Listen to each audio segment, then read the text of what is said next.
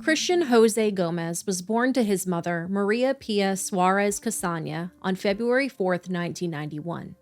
He had two siblings, Mario Andres and Maria Jose, who went by Mary Jo.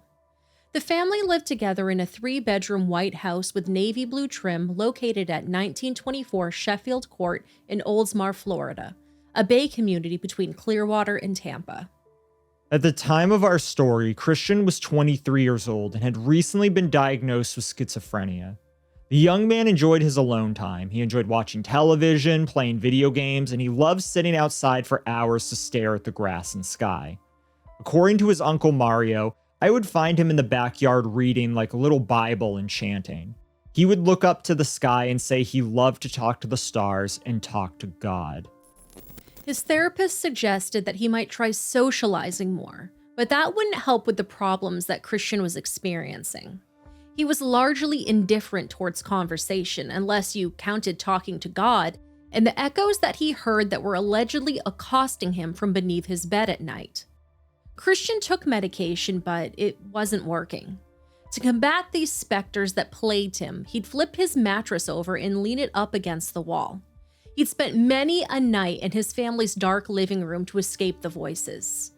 Meanwhile, his mother, Maria Pia, slept with a kitchen knife under her pillow.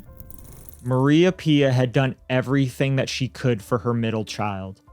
As a single mother, it wasn't always easy. She would leave work early to bring him to doctor's appointments and therapy sessions, fill a Seroquel prescription, and do everything she could to protect her son. She would even crush his pills up and mix them into his food when he refused to take them.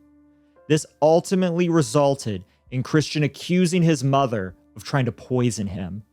Maria Pia truly hoped that her son would recover from his mental illness. Eventually, taking care of Christian resulted in her losing her job. Worried that she couldn't leave him alone, she would bring him to Meese Countryside Hospital, where she worked in admissions. But unfortunately, that strategy backfired.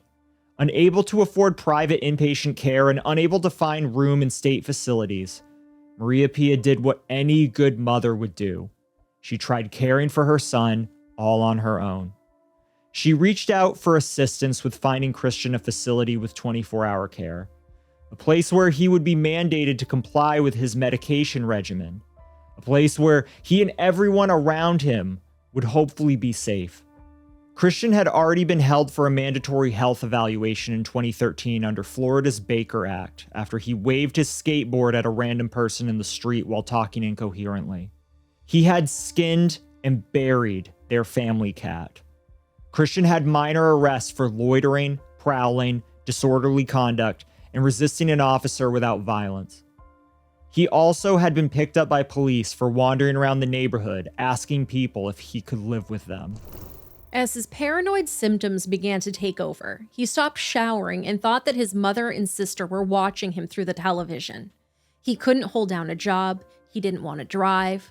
The once happy and affectionate child started acting out, isolating himself from the rest of the family.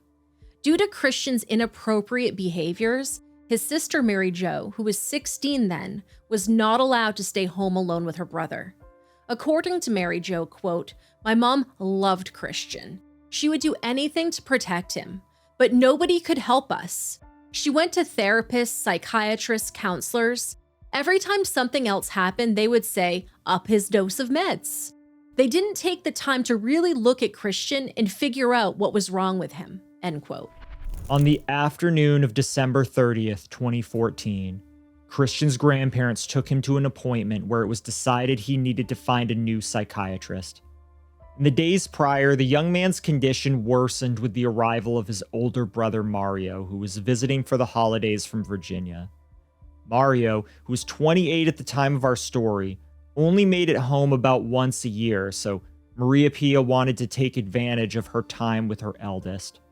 The two brothers often argued, with Christian believing that his mother favored his older brother. The attention she paid to him only furthered this delusion, which caused Christian to spiral and sequester himself to his room. To make matters worse, Christian had been harboring a dark resentment toward Maria Pia, all because she'd been asking him to bring down some boxes from the attic so she could put away the Christmas decorations. Mario cooked corned beef, potatoes, and cabbage on New Year's Eve for dinner. The family gathered around the table, they said grace, and enjoyed what they didn't realize would be their final meal together. Afterwards, Maria Pia dropped Mary Jo off for her 5 p.m. shift at Little Caesars and headed home as she had company stopping by that day. The last time that Mario saw his mother alive, she was in her room listening to music. The brother settled in to read while his younger brother sat on the floor. Christian watched Mario for a few minutes and then left. A few moments later, Christian asked Maria Pia if she still needed help bringing down the boxes from the attic, and she said yes. Together, the pair headed towards the garage. Now, according to his brother Mario, quote, "I heard a thump in the garage, and I thought it was the boxes he was bringing down. That's why I didn't put much mind in it. I didn't hear a scream, yelling, yelping, anything," end quote. Meanwhile, Maria Pia's company had arrived. That evening, she had planned to dye her friend Veronica Allen's hair. Veronica walked over to the open garage door and witnessed Christian with various cleaning supplies, including a Swiffer, a broom, and a bucket. The 23-year-old was mopping up what Veronica thought was red paint. Due to Christian's strange behavior, Veronica called Maria Pia. When she didn't pick up, she left, believing that there had been some sort of family dispute. She proceeded to leave a voicemail and send a text message that would never be answered. Still reading 20 minutes later, Mario got an eerie feeling that the house was just too quiet and got up to investigate what was going on. When he opened the garage door, he observed a puddle of blood and an axe leaning against the wall. There was a trail of blood leading to the door. Unsure of what was awaiting him on the other side, Mario followed the blood trail out the door. Outside, he found his mother's body lying motionless near garbage bins. She had been decapitated, and Christian was nowhere to be found. It was then that he called 911. Meanwhile, 4 neighbors sat in their garage a few blocks away on Forest Drive enjoying a friendly poker game for New Year's Eve. And out of nowhere, Christian walked in and asked them for a beer. When the neighbors refused, Christian left the garage and hid behind some of their garbage bins. Neighbor Ronald Quick approached Christian and offered him a bottle of water. But then he noticed that the 23-year-old had blood on his ankles. And then Ronald saw the helicopters overhead, so he went to call 911. At the same time, Christian fled the scene on his bicycle. Back at home, first responders had already arrived on the scene and managed to recover Maria Pia's head. It had been stuffed in the trash. At about 8 p.m., sheriff's deputies spotted Christian. He attempted to hurry past the cruiser but fell off his bicycle and onto the grass over at 1802 Driftwood Circle. Christian was taken into custody and brought in for questioning at the Pinellas County Sheriff's Office in Dunedin Station. Christian, who was represented by a public defender, spoke in ominous whispers. He told detectives that he had thought about killing his mother for 2 days. He said he was angry and grabbed the axe and swung it like a baseball bat, severing his mother's head. In his own words, he told them, "I finished her." What happened after she made me?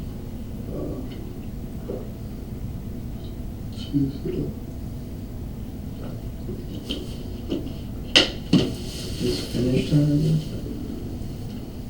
Just one. Finished her? You just finished her. What do you mean by that?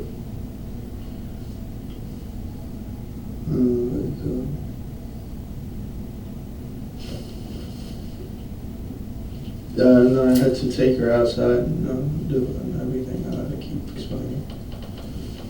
Okay, but you hit her in the head in the garage, correct? Yeah. And you took her head off in the garage, correct? Yeah.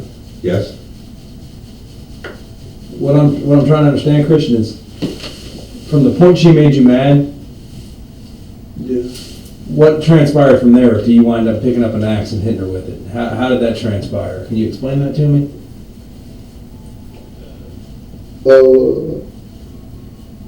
Yeah, it took about 15 minutes. Took about 15 minutes.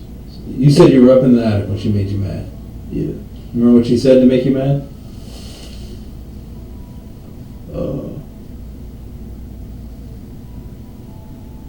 So what'd you do? You were up in the attic. Obviously, you weren't up in the attic with the axe, right? I don't know. No.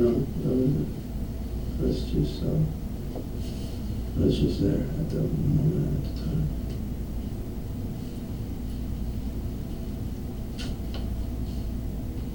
Did you climb down? Did you? Yeah. Took off. What were you feeling? What were you thinking when you were swinging the axe, cutting at your mother's neck? I was just mad. You were just mad? Yeah. Did you know what you were doing when you were doing that? Yeah, they just. I had to do that. You had to do it? Why'd you have to do it? It's fun. What was that? Why did I have to do it? Because I kept thinking about it. When did you keep thinking about it? You been thinking about it for a while, or? Yeah. How long?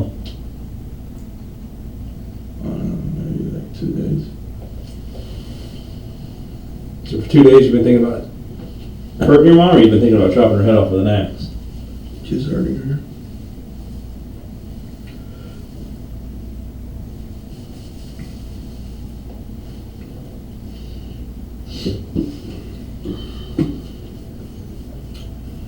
When did you come up with this plan to use the axe? Just the same, like 2 days ago. So you knew where the axe was? I mean, you have to go searching for it or nothing like that, right? Yep. Huh? Yeah.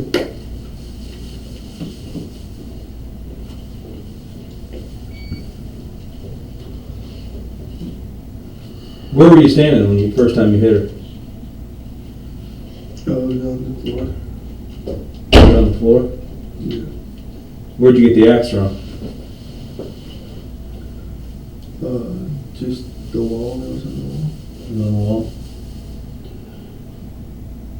And Christian, when you hit your mom with the axe and you cut her head off, did you think what you were doing was wrong and was against the law? Yeah, I kind of knew that. You kind of knew it was wrong? Yeah.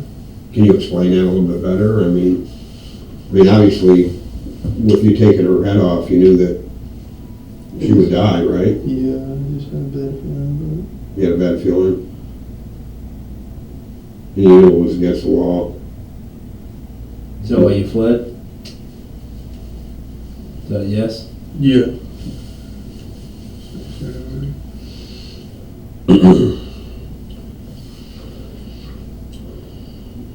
Where was your brother at the time, Andrus, when this was going on? Yeah, he was just reading and he was reading. So there was no, and again, I wasn't there was no yelling or screaming, your mom didn't scream when you hit her with the axe the first time? Or she went right down? She just went right down. Okay. Was she trying to run away from you? Yeah. Where was she trying to go? She was just running around. Did she yell or anything like that to try to get maybe your brother's attention? No? It just happened real quick with the axe? Yeah. How'd you swing it? I was just on baseball. The baseball bat?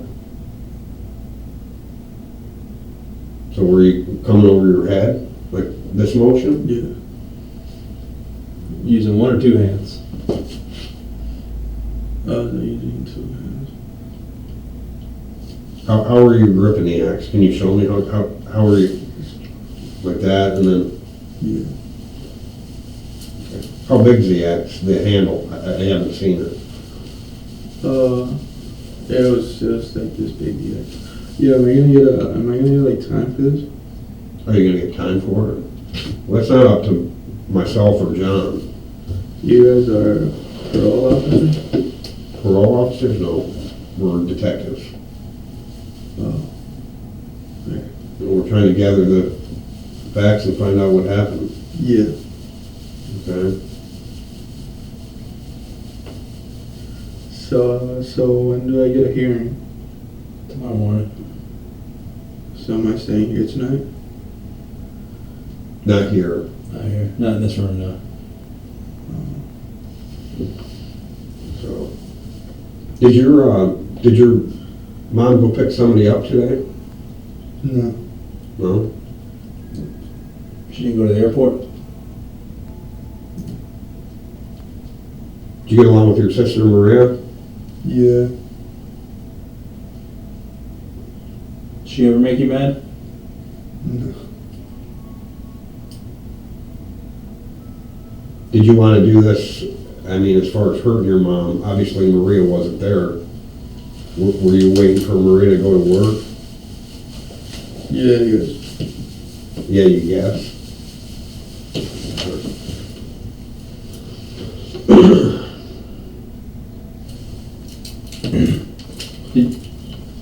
Do you see a doctor for anything? Yeah, I see doctors for prescriptions and stuff. Do you have any medical conditions?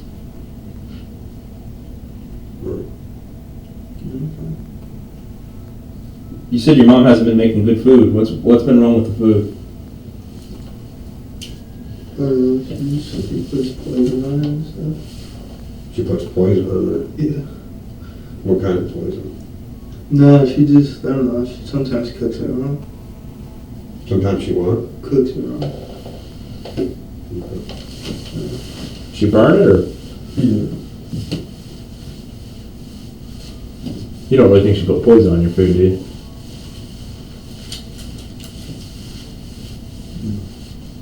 Did you say your mom loved you? Yeah. Never did anything to hurt you? What was that? Probably not. You know why you're sitting in here right now, right? I mean, you just told us what happened with you and your mom. Yes. Yeah. When you first saw deputies earlier in the helicopter, Yeah. did you try to get away from them? Yeah, I was trying to run. When you, I was running. on your bike, you mean, pedaling the bike? Yeah. Did you had a water bottle when they stopped you, huh? Did you go to a store to get that, or Yeah. you went to a store? Where'd you go? I stopped like at the gas station and kept going. What time did you do that? After you hurt your mom? Yeah. You're gonna use the bathroom? Yeah, we'll get you. Can you give us like 5 minutes? Alright. Okay? So what gas station did you go to get the water? Yes, just like a small Sitco. Sitco? No, it wasn't Sitco. Yeah, it was Sitco. Did you pay for it, or did you walk? Yeah. Yeah. So you went to the gas station and then you went back towards your house? Yeah.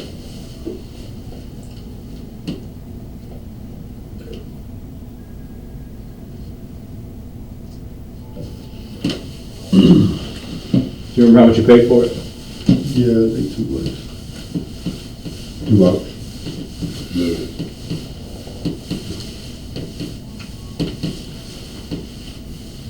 So 2 days ago you started thinking about hurting your mom and hitting her with an axe, right? What gave you the idea to use the axe? It's just, What was that? That was the closest thing I could get. Closest weapon? Yeah. Do you think about using any other weapons? While you were thinking about doing that, did you feel bad about it, or? Not really. Is that because she made you so angry, or? Yeah. Do you like Mario? Yeah. Does he ever make you angry?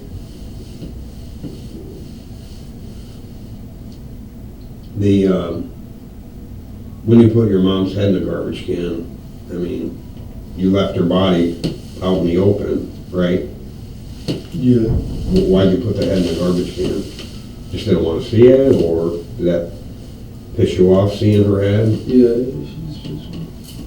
I can't hear you. Yeah. What do you mean, yeah? When she just got mad. You know, what I'm trying to ask is, you left the body outside, correct? Yeah. And you put the head in the garbage can. Was there a reason why the head went in the garbage can? No.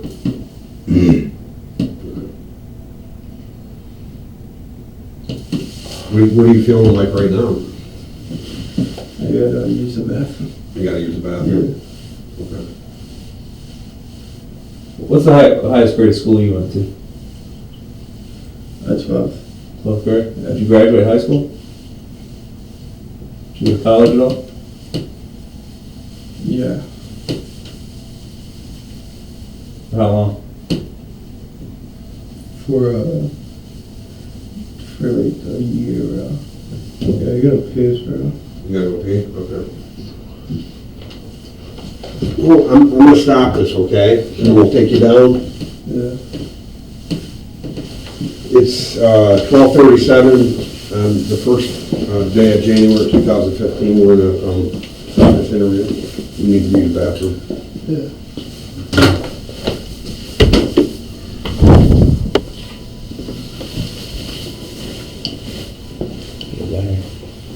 The chick. What? The chick. The chick? I think she might be gone, man. Let's have a seat, Christian. Sit down.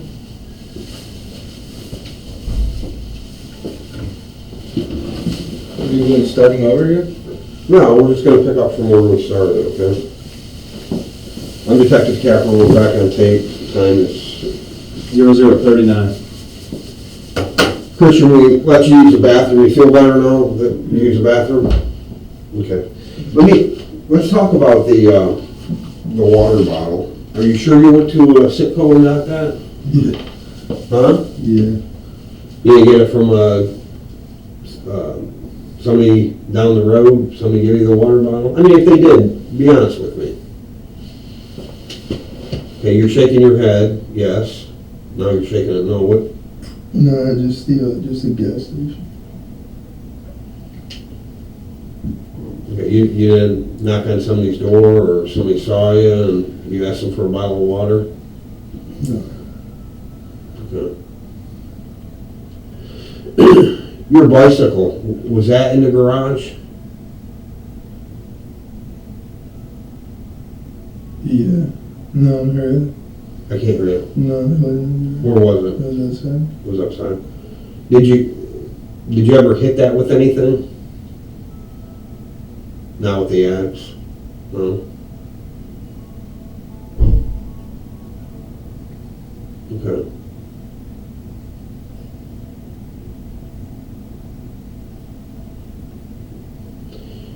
So,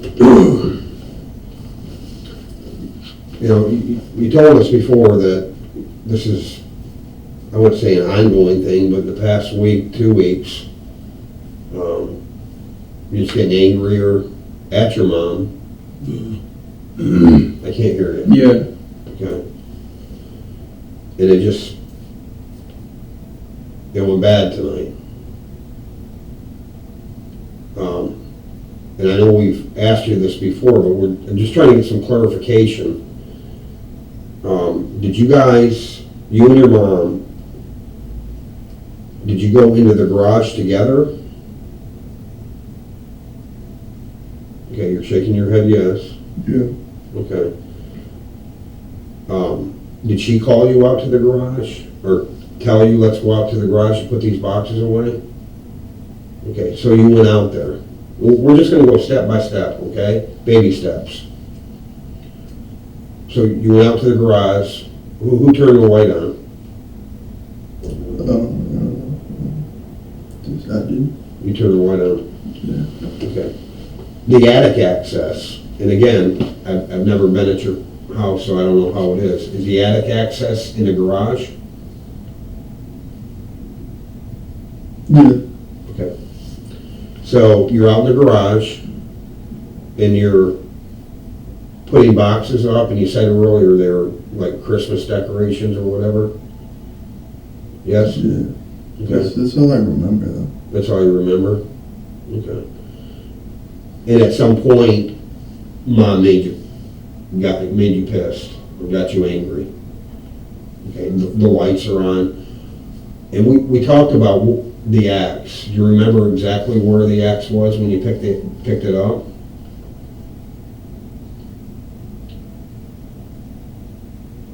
Just the wall. It was the wall. It was hanging on the wall, or? Okay. So you got the axe. Did your mom see you get the axe? So my mom's gonna get the ice. Yeah, she's on. Okay. Where was she standing at? She was standing in front of me. And when you took the axe off the wall, what'd she say to you? She was just she was like a little paranoid. She was what? A little paranoid. Okay. And describe that to me. What do you mean paranoid? She was just shaky. Did she say something to you? So at that time you had the axe in your right or left hand? I had my left. You had it in your left hand? Okay. Yeah. And did you move towards her, or can you take me through that, walk me through that? You got the axe off the wall, we know that. You put it in your left hand. How far away is she to you? I don't know. She wasn't that far. Okay. And the first time that you raised the axe up, you struck her on top of the head, in the face, on the side? No, it was just on top of the head. On top of the head. Okay. And how many times do you think you struck her on top of the head? I don't know, just like 5-10 times. 5-10 times. But the first time that you struck her on top of the head, she fell to the ground. Okay. Did that make a noise when she hit the deck? Okay. What type of noise was it? It's just like a noise that just like ripping and shit. It was ripping? Yeah. Like her skin? Yeah. Okay. So, when she was out in the garage with you too, when she fell to the floor, what was she wearing at the time?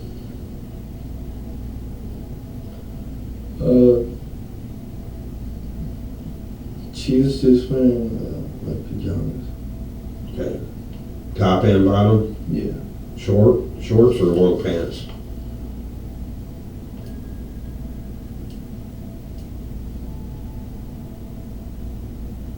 She was wearing pants.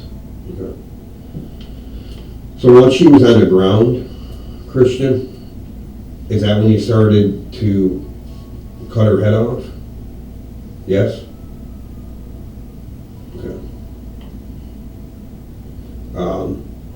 And how many times do you think that you struck her Just in the neck? it was just the 10 times. Okay. Did you use anything else that'll take her head off? Just the axe. When you're doing that, when you're swinging the axe and at her neck, I realize she's not going to be saying anything to you. Are you saying anything to her, or? No, not really. Okay, when you say no, not really, I mean, you saying anything, like, are you calling her names or anything like that? No.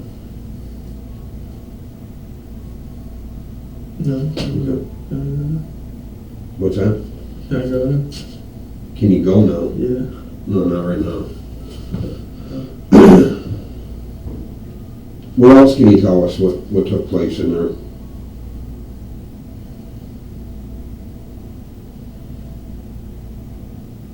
Nothing, it's just like 15 minutes. Okay. And you knew that you were hurting her, right, with that axe? Yes? Yeah. And you knew what you were doing to her, you were taking her life, correct? Yes? Yeah. You knew that you killed her. Yeah. I mean, you took her head off, and you knew that that was wrong to do that, correct? Yeah.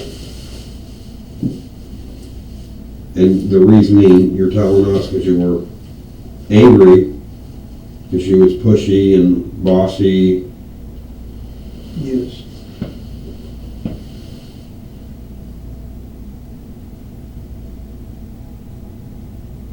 And I see you got, blood on your feet, and not on your feet, but some was on your legs, on your face.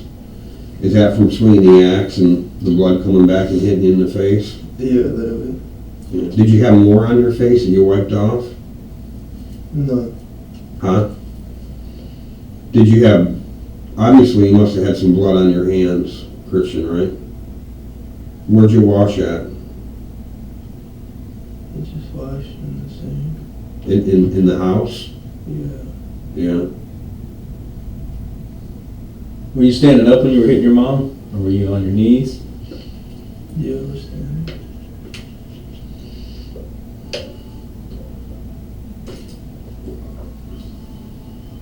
When you were chopping her in the neck, did you have to move her head at all? Were you holding her head, or? No. Nope. Did you roll her over, or did you do it all from one side? Just from one side. Was she making any noises at all when you were doing that? No? Did you hear bones breaking?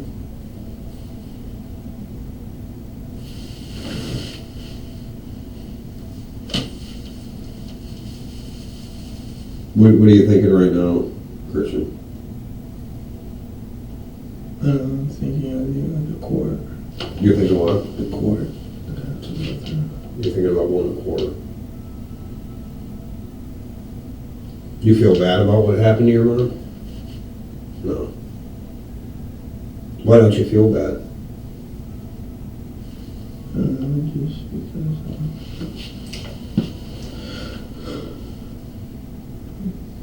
because I had to do it. You had to do it?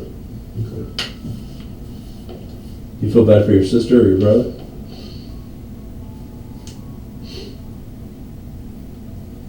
You get along with Andres? Okay.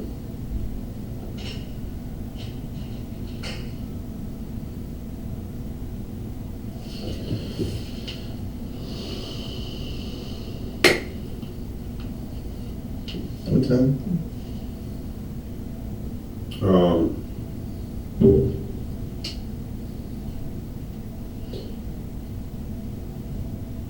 It's about 1 o'clock in the morning.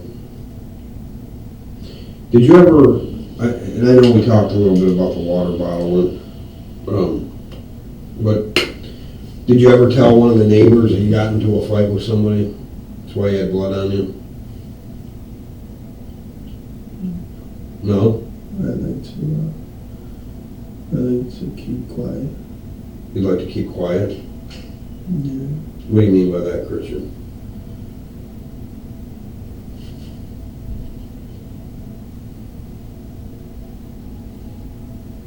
You don't want to talk to us, or? I like to keep quiet with the things I do. Oh, okay. So, the water bottle, you got a water bottle. According to Sheriff Bob Galtieri, quote, in a very calm, cool way, he explained what he did, why he did it, and what happened.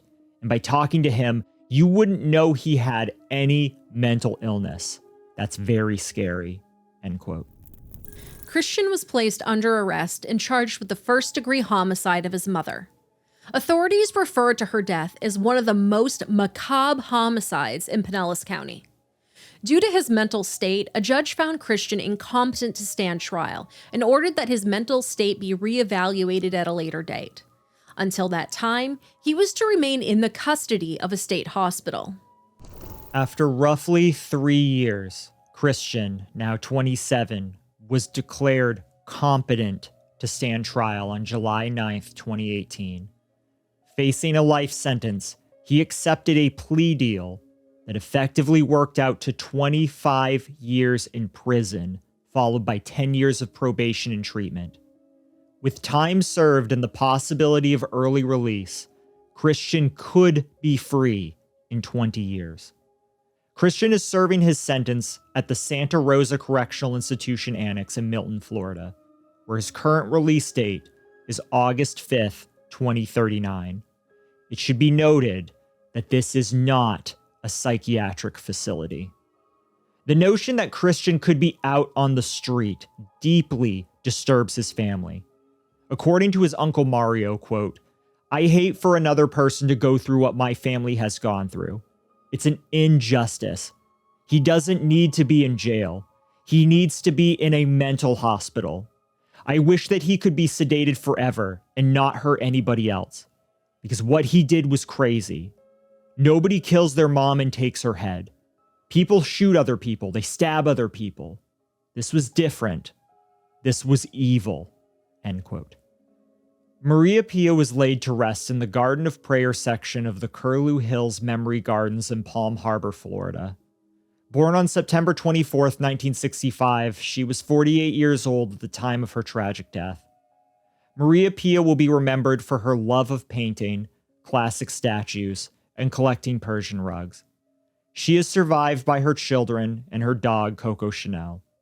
The inscription on the copper plaque adorning her crypt reads, "For a loving mother and friend."